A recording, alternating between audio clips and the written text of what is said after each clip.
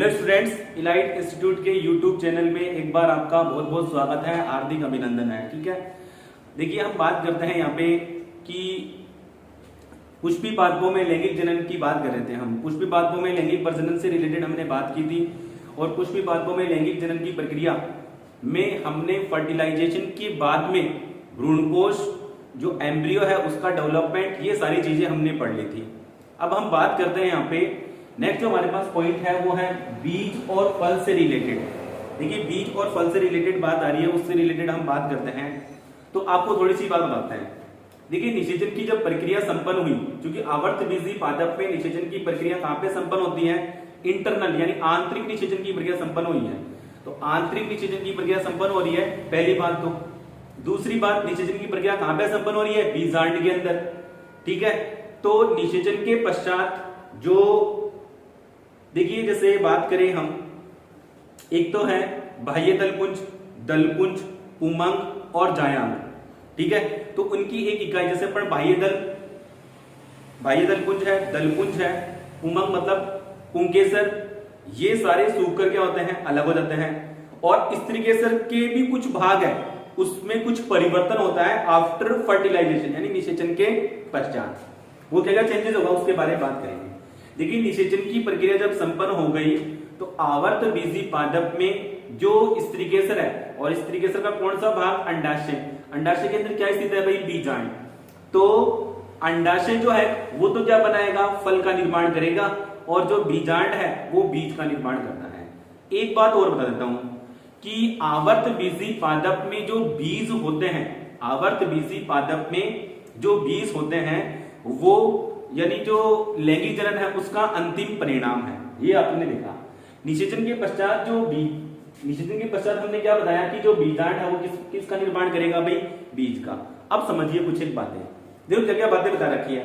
जैसे हम बात करें कि ये जो स्ट्रक्चर दिख रही है स्त्रीकेसर, और स्त्रीकेसर का ये वाला पार्ट है वो अंडाशय, और अंडाशय के अंदर क्या है? बीजांड, और बीजांड के अंदर ये भ्रूणकोश, और भ्रूणकोश के अंदर ये क्या है? अंडकोशिका। तो आफ्टर फर्टिलाइजेशन यानी निषेचन के पश्चात जो बीजांड है, ये बीजांड क्या बनाएगा? बीज बनाएगा। अब बीजांड के चारों ओर जैसे आपको यहाँ पे क्या दिख रहे हैं? दो अध्यावरण दिख रहे हैं, दो आवरण दिख रहे हैं। एक तो बाह्य अध्यावरण और एक क्या है? अंत अध्यावरण। तो जो बाह्य अध्यावरण और अंत अध्यावरण जो होते हैं ये दोनों बीज के आवरण का निर्माण करेंगे, बाह्य चोल और अंतःचोल। समझिए, देखिए बीजांड का बाह्य अध्यावरण बीज का क्या बनाएगा? बाह्य चोल बनाएगा, जिसको क्या बोलते हैं? टेस्टा। जो बीजांड है उसका बाह्य अध्यावरण जो है वो क्या बनाएगा भाई? बीज का बाह्य आवरण, जिसको बाह्य चोल, और दूसरा क्या नाम देते हैं भाई? टेस्टा नाम देते हैं। ठीक है, दूसरी बात, बीजांड का अंतः अध्यावरण जो है वो बीज का दूसरा आवरण क्या बनाता है? टेगमेंट बनाता है। ठीक है, क्योंकि निषेचन की प्रक्रिया आंतरिक है तो जो अंड कोशिका है आफ्टर फर्टिलाइजेशन के क्या बनाएगी? भ्रूण बनाएगी। ठीक है, और ये जो बीजांड व्रंत दिख रहा है उससे क्या बनेगा? बीज व्रंत। तो ये तो थी बात कुछ एक रिलेटेड जो हमने बात की है यहाँ पे इससे रिलेटेड। ठीक है, देखिए क्या बताया है कि आप निषेचन के पश्चात बीजांड बीज का, और अंडाशय है वो फल का निर्माण करेगा, और अंडाशय के ऊपर पाए जाने वाली जो भित्ति हो क्या बनाएगी? फल भित्ति बनाएगी। ठीक है, अब देखिए कुछ बातें बता रखी है कि परिभ्रूणकोश एरिन है, कुछ टर्म्स वगैरह दे रखी है। ठीक है, वो टर्म्स आपको बताते हैं, पहले इसको एक बार नोट कीजिए फिर आपको एक टर्म्स बताते हैं।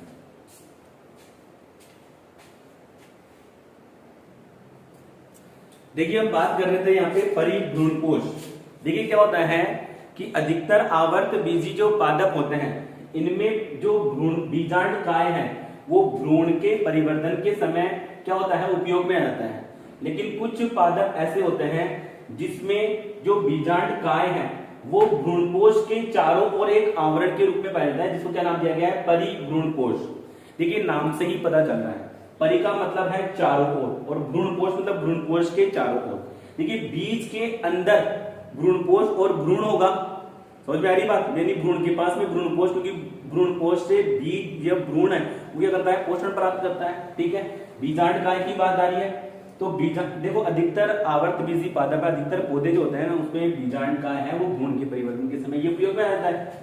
अब ये उपयोग में नहीं आ रहा तो फिर क्या है? भ्रूण कोश के चारों ओर आवरण के रूप में बैठता है, उसको क्या नाम दिया गया है? परिभ्रूण कोश। इसका एग्जाम्पल जो है परिभ्रूणकोश का एग्जाम्पल है वो क्या है, काली मिर्च। काली मिर्च में जो बीजांड है वो किसके रूप में पाया जाता है भाई, परिभ्रूणकोश के रूप में पाया जाता है। एरिन, एरिन क्या है कि कुछ पादप ऐसे होते हैं जिसमें बीजांड के चारों ओर एक मांसल संरचना पाई जाती है। देखिए क्या बताया, कुछ पादप ऐसे होते हैं, कुछ पादपों में बीजांड के चारों ओर, बीजांड के चारों ओर एक मांसल, फ्लेक्सिबल, ठीक है, मांस के समान मांसल संरचना, मांसल संरचना पाई जाती है, मांसल संरचना पाई जाती है। तो उस संरचना को क्या नाम दिया गया है, एरिन। अब एरिन का एग्जाम्पल ध्यान रखना, लीची। और ऐसे पूछ सकता है कि लीची में खाने योग्य जो भाग होता है वो क्या होता है, एरिन। ये भी इंपॉर्टेंट है, ध्यान रखना, लीची में खाने योग्य भाग, लीची में खाने योग्य भाग जो होता है, लीची में खाने योग्य जो भाग होता है वो क्या होता है भाई, एरिन होता है। ठीक है, अब 2 पॉइंट और बता रखे हैं इसके अंदर। अब 2 पॉइंट और क्या क्या है, एक तो हम बात करें कैरेंकल और एक है ओपर्कुलम। ठीक है, इन 2 टर्म्स को और समझेंगे, एक तो है कैरेंकल और एक क्या है, ओपर्कुलम। ठीक है, तो कैरेंकल क्या होता है, ओपर्कुलम क्या होता है, उसके बाद उससे रिलेटेड बात करेंगे। ठीक है, देखिए क्या बताया गया है कि यूफोर्बिएसी कुल के पादप जो होते हैं, यूफोर्बिएसी कुल के जो पादप होते हैं उन पादपों में बीजांड द्वार पर एक सफेद प्लगनुमा संरचना पाई जाती है। सफेद मांसल संरचना या प्लगनुमा संरचना पाई जा रही है, उसको क्या बोल रहे हैं, कैरेंकल। कैरेंकल के बारे में मैंने बताया है आपको कि कैरेंकल क्या है, कैरेंकल क्या है उससे रिलेटेड बात की है हमने। देखिए क्या बताया मैंने, कैरेंकल क्या है कि यूफोर्बिएसी कुल के जो पादप होते हैं, यूफोर्बिएसी कुल के पादप हैं, उनमें बीजांड द्वार पर सफेद रंग की संरचना पाई जा रही है। उस सफेद रंग की संरचना को क्या नाम दिया गया है, कैरेंकल। इसका एग्जाम्पल याद रखना, ध्यान रखना, इसका एग्जाम्पल क्या है, अरंडी,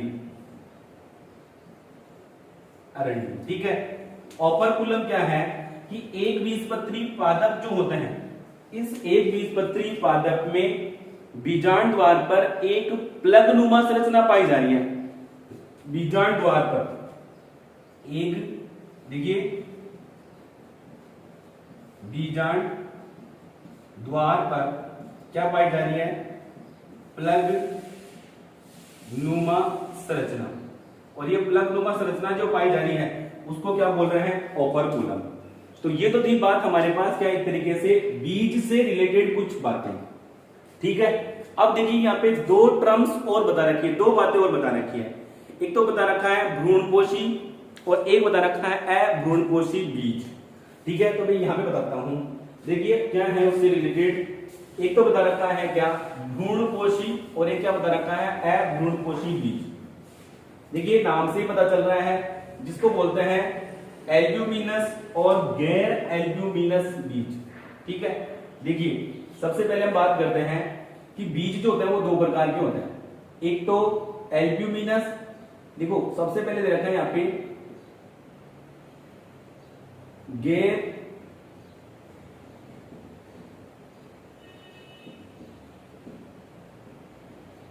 गैर एल्ब्यूमिनस या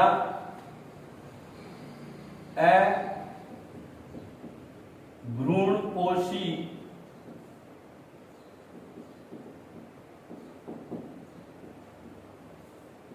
गैर एल्ब्यूमिनस या अभ्रूणपोषी बीज। देखिए द्विबीजपत्री जो पादप होते हैं इनमें जो भ्रूणपोष जो होता है वो भ्रूण परिवर्धन के समय पूर्ण रूप से उपयोग में आ जाता है। तो इस प्रकार के जो बीज होंगे वो क्या कहलाएंगे, गैर एल्ब्यूमिनस, जिसमें भ्रूण बचा ही नहीं हो, अभ्रूणपोषी यानी जिसमें भ्रूण क्या है, बचा ही नहीं हो। वापस बता देते हैं, इसका एग्जाम्पल है द्विबीजपत्री पादप।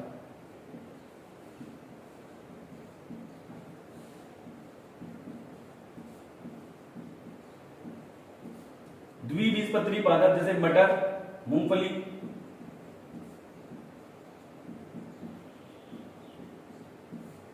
ठीक है, एग्जाम्पल समझ में आ गया होगा। देखो, गैर एल्ब्यूमिनस या अभ्रूणपोषी और भ्रूणपोषी या एल्ब्यूमिनस, भ्रूणपोषी या एल्ब्यूमिनस बीज, इसका अपोजिट हो जाएगा।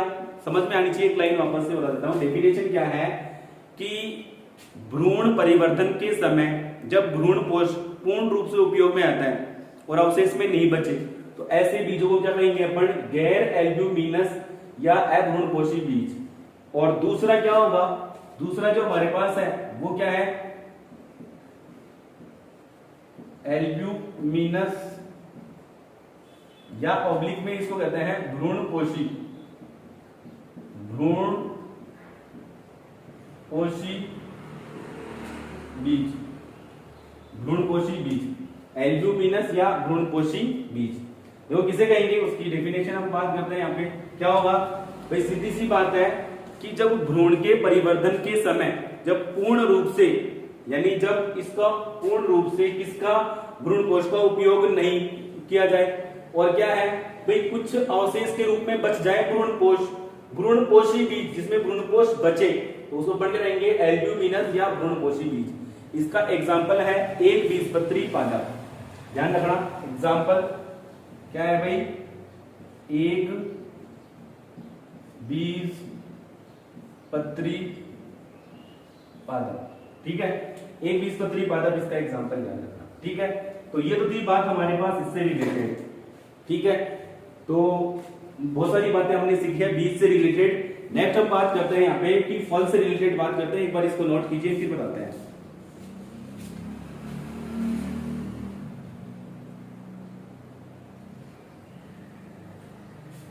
देखिए स्टूडेंट्स, अब नेक्स्ट अपन बात करते हैं यहाँ पे। नेक्स्ट हमारे पास पॉइंट है वो क्या है? हमारे पास फल से रिलेटेड है। देखिए, फल के बारे में मैंने बता दिया है आपको कि इसका परिवर्धन कैसे होगा, फल का परिवर्धन कैसे होगा। कि ये वाला जो पार्ट है उसको अपन क्या बोल रहे हैं? अंडाशय। तो अंडाशय जो है ये वाला पार्ट, ठीक है, अंडाशय, निषेचन के पश्चात अंडाशय जो है वो क्या बनाएगा भाई? फल बनाता है। ठीक है, और अंडाशय की जो भित्ति है, अंडाशय की जो भित्ति है, दीवार है, ठीक है, वो क्या बनाएगी? फल भित्ति बनाएगी, फल भित्ति, पेरिकार्प। ठीक है, अब देखिए इंपॉर्टेंट बात बताते हैं। देखिए होता क्या है कि भाई ऐसे फल जिसका निर्माण उसके अंडाशय से होता है, उस फल को नाम दिया गया है वास्तविक फल। दो टर्म्स आ गई है वापस से। एक तो होता है, ये मिटा देता हूं मैं, रफ कर देता हूं। ठीक है, अब फल के भी दो टाइप हो गए। एक तो बताइए आपको क्या? एक तो है वास्तविक फल, वास्तविक फल, यानी जब फल का निर्माण पुष्प के अंडाशय से होता है, तो ऐसे फल को क्या कहेंगे अपन? वास्तविक फल। यानी अंडाशय से फल का निर्माण हो, यानी अंडाशय, यह अंडाशय है और इस अंडाशय से, यह अंडाशय है, वो किस में कन्वर्ट होता है भाई? फल में कन्वर्ट होता है। ठीक है, दूसरी अपन बात करें वास्तविक फल से रिलेटेड। एक इंपॉर्टेंट बात है जो अक्सर पूछा जाता है, आभासी फल।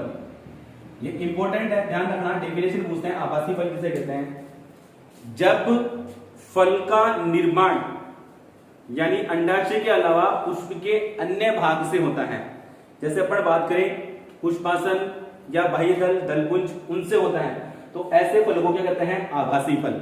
यानी जब पुष्प का निर्माण पुष्प के अन्य भाग, यानी जैसे अपन बात करें अंडाशय के अलावा पुष्प के अन्य भाग से होता है, तो ऐसे फलों को क्या कहेंगे अपन? आभासी फल। ठीक है, डेफिनेशन मैंने बता दी है। अब जैसे आपके एग्जाम्पल दे रखा है बुक के अंदर, एनसीईआरटी बुक के अंदर, उसके बारे में बात करें। एक तो सेब, एक है स्ट्रॉबेरी, अखरोट, ये तो तीनों जो है इनमें पुष्प का निर्माण जो होता है वो पुष्पासन यानी थैलेमस उस वाले भाग से होता है। तो ये जो तीनों ही है वो किसके एग्जाम्पल है भाई? आभासी फल के एग्जाम्पल। ठीक है, आभासी फल किसे कहा गया है? ऐसे फल जिसका निर्माण पुष्प के अन्य भाग, पुष्प के किसी अन्य भाग से होता है। अन्य भाग किससे कहा गया भाई? अंडाशय के अलावा पुष्प के अन्य भाग से होता है। तो ऐसे फल को क्या कहेंगे अपन? आभासी फल। ठीक है, कभी कभी क्या होता है भाई कि कृत्रिम यानी बिना निषेचन के ही फल का क्या होता है? निर्माण हो जाता है। तो यहाँ पे तीसरी टर्म्स जो हमारे पास आई है वो टर्म क्या आई है? अनिषेक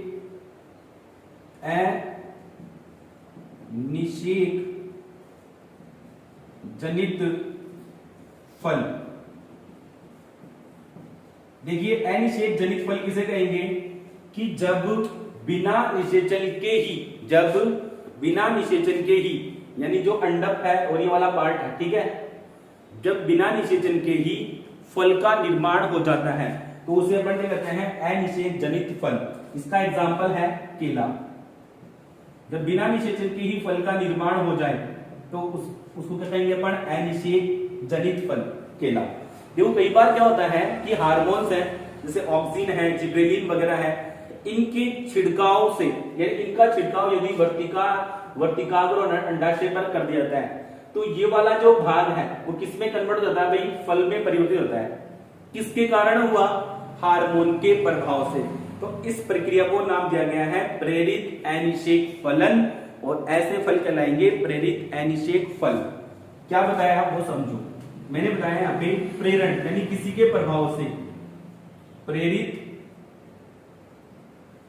अनिषेक फलन, ये एक प्रोसेस है। प्रेरित अनिषेक फलन किसे कहते हैं? जब वृद्धि हार्मोन ऑक्सिन और जिब्रेलिन के प्रभाव से, यदि जिब्रेलिन और ऑक्सिन ऐसे हार्मोन हैं, इनका छिड़काव यदि वर्तिका और अंडाशय पर यानी अंडक वाले भाग पर कर दिया जाता है तो ये वाले जो भाग है वो किसमें कन्वर्ट हो जाता है भाई? फल में। इस प्रक्रिया को क्या नाम दिया गया है? प्रेरित अनिषेक फलन। ठीक है, तो ये थी बात हमारे पास इससे रिलेटेड, बीज और फल से रिलेटेड। इस चैप्टर का एक टॉपिक और रह गया है और फिर इसके बाद में जो देखो इस चैप्टर से रिलेटेड हम केवल 2 वीडियो और बनाएंगे। एक तो नेक्स्ट जो पॉइंट रह गया उसका एक वीडियो और एक इससे रिलेटेड क्या है? Question answer. तो आप शेयर कीजिए, मस्त रहिए, स्वस्थ रहिए और अधिक से अधिक खूब मन लगाकर पढ़िए और नोट्स वगैरह है अच्छे से प्रिपेयर कीजिए। ठीक है, थैंक यू फॉर वॉचिंग।